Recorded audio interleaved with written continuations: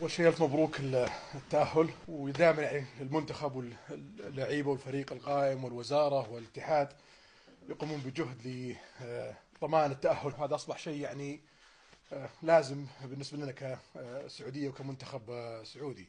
كان أعرف مجموعتنا صعبة هالسنة في كأس العالم، فما حد متوقع مننا حتى نتعادل أو نفوز. فاللي بيقوله لكم فقط خليكم مرتاحين، العبوا لعبكم واستمتعوا في البطولة. مجموعة صعبة فيها من أقوى فرق العالم، ما هو متوقع فوز أو تعادل. اللي نبغاه منكم أنكم تلعبون لعبكم المريح اللي يؤدي، وإن شاء الله القادم أفضل. فأنا ما أبغى أي أحد يكون تحت ضغط نفسي يمكن يأثر حتى على أدائكم الطبيعي. أمير عبد العزيز. الله يطول عمرك. طال عمرك، انتم الاساس في الدعم كله. طال عمرك، واتوقع الشباب بيض الوجه في التصفيات وكانوا قد المسؤوليه، وان شاء الله